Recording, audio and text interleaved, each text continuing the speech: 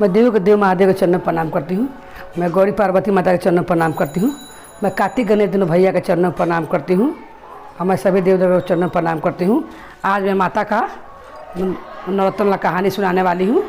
नवमी का दिन था, कैसे माँ पूरा करती है मन के मानसा, इसमें कथा है माता के। जो माता के 9 दिन पूजा पाठ करता है मन से भगवान में। एक गांव में एक सेठ रहते थे, एक सेठाइन। उनकी पतोह थी। उनकी पतोह का कोई भी संतान नहीं था, मगर वो ज़रा सा बहुत भेदभाव रखते थे सेठ सेठानी। तो उनका घर एगो नौकरानी आती थी। वो घर झाड़ू पोछा बर्तन हड़िया करती थी उनका घरे आके। तो जब भी उनका घर काम करने आए तो अपना बच्चा लेके ही आती थी। तो उनका बहू का क्या काम था कि काम करने लगे नौकरानी ने तो उनका बच्चा के खिलाने लगती थी। सेठ जी का बहू जो थी बच्चा को खिलाने लगती थी। तो एक दिन देखी, 2 दिन देखी, उनके सास बोली उनका नौकरानी से कि कल से तुम उनका अपना बच्चा लेके मेरे घर नहीं आना। अगर तुम बच्चा लेके मेरे घर आओगी तो हम तुम काम में से निकाल देंगे। तो बोलती है, उन नौकरानी का नाम पुष्पा रहता है। तो बोलती है पुष्पा कि ठीक है, हम कल से अपना बच्चा लेकर नहीं आएंगे आपके घर, क्योंकि आप ही घर से मेरा रोजी रोटी चलता है, हम अपना बच्चा छोड़ के ही आएंगे। तो पुष्पा क्या करती है कि दूसरा दिन एक काम पर आती है तो अपना बच्चा छोड़ के वो आती है। तो सेठानी के बहू पूछती है, क्योंकि उनका बच्चा खिलाती थी, उनका बच्चा था नहीं। तो सेठानी की बहू पूछती है कि बता पुष्पा कि तुम क्यों आज अपना बच्चा छोड़ के आई हो? हम बाँझ हैं, तुम्हारा बच्चा खिलाते हैं, इसीलिए तुम अपना बच्चा छोड़ के आई हो। सब लोग तो बाँझ बोलबे करता है, अपना बच्चा नहीं होता है। तुम भी हमसे नफरत करती हो कि मेरा बच्चा कुछ हो जाएगा। तब पुष्पा बोलती है कि ऐसा कोई बात नहीं है। सेठाई ने हमको माना की है कि अगर तुम बच्चा लोग के आओगे मेरे घर है तो हम तुमको काम में से निकाल देंगे। तो बोलती हैं कि आप ऐसा कीजिए, उनके बहू को बोलती है पुष्पा कि आप काहे नहीं नवमी में 9 दिन माता का कलश रख के पूजा करती हैं। माता सबके मनसा पूरा करती हैं, आपका शीतला माता ज़रूर मनसा पूरा करेंगी।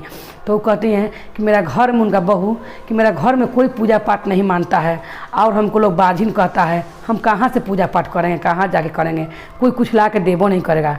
तब पुष्पा बहुत ही दिलदार रहती है, बोलती है कि आप ऐसा कीजिए कि आपका ससुर और सास तो सुतर रहते हैं 8 बजे ले, तले आप सवेरे ही 6 बजे, बगले में पुष्पा के घर था, आप सवेरे ही 6 बजे उठ के आइए और मैं माता का पूजा पाठ करके हम काम करने आती हूँ आपके घरे।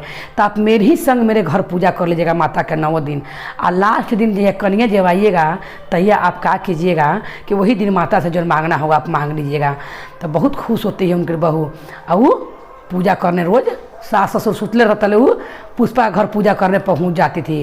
तो एक दिन की बात होता है कि जब 7 दिन बीत जाता है तो 8वां दिन का सास सवेरे नींद टूट जाता है। उठती तो देखती है कि घर में बहू है ये नहीं है। तो अपना बोलती है बेटा से कि फ़ोन करके, बेटा बाहर आता है, ये कहानी कहाँ जाती है उठ के। फिर देखती है 8वां दिन है तो फिर नहीं। तो कहती कि तुम बाहर से जल्दी आ जाओ, ये गलत लान धर ली है, रोज़ ये कहाँ उठ के जाती है, हमको कुछ मालूम नहीं है। ऐसे पुष्पा घर माता का व्रत करने जाती थी, 8 दिन हो जाता है। तो उसका पति भी ठीक नवमी के दिन पहुंच जाता है। तो पुष्पा के घर ही पूजा करने गई रहती है उनके बहू।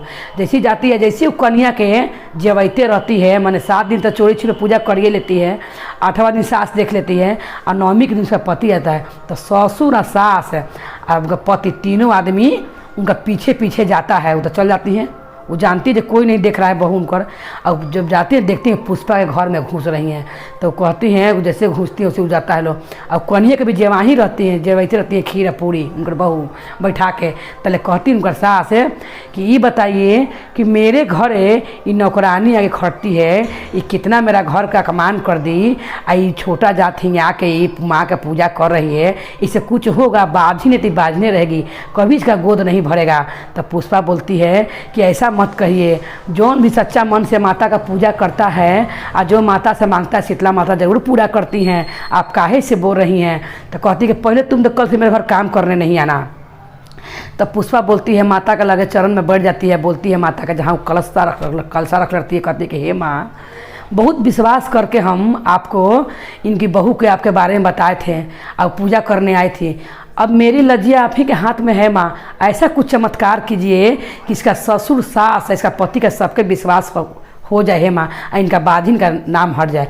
उसी समय क्या होता है उनका बहू को कि परोसते ही रहती है तले वो चक्कर खा के वहीं पर उनका बहू गिर जाती है। जब गिर जाती है तो पूरा हल्ला होकर लगता है क्या हुआ क्या हुआ, सेठ के पतों के क्या हुआ। तुरंत डॉक्टर आता है और जब डॉक्टर आता है और जैसे ही बहू का नड़ी पकड़ता है तो कहता है कि सेठ जी बहुत खुशखबरी की बात है। तो कहते सेठ जी क्या खुशखबरी की बात है, तो आप दादा बनने वाले हैं। जब ये बात सुनती है सास और ससुर उनका पति तो एकदम खुशी से एकदम पागल हो जाते हैं। कहते हैं पुष्पा को कि तुम्हारा बहुत धन्यवाद कि तुमने मेरी बहू को मैंने बच्चा मैंने कोई पूजा पाठ करवा के मेरा बहू के मैंने अच्छा मैंने काम की कि माता रानी को गोद भर दी। तब पुष्पा बोलती है कि मुझको धन्यवाद मत कीजिए, जितना भी माता ने अच्छा कृपा की है सब शीतला माता की हैं, इसलिए माता का नमन कीजिए और माता से क्षमा मांगिए जितना आपने उल्टा पुल्टा बोला है सबके बारे में। तो तीनों सास ससुर और उनका पति क्षमा मांगते हैं वहीं पर माता से। और शीतला माता खूब सुंदर 9वें महीना में खूब सुंदर उनका पुत्र के पैदा देती हैं, जन्म देती हैं। तो जैसे माता ने उनका अरमान पूरा किया और सब गुरु बहन लोग का अरमान पूरा करे, सबका गोदी भरे। बोलो शीतला माता की जय, भैरव भैया की जय, हर हर महादेव की जय।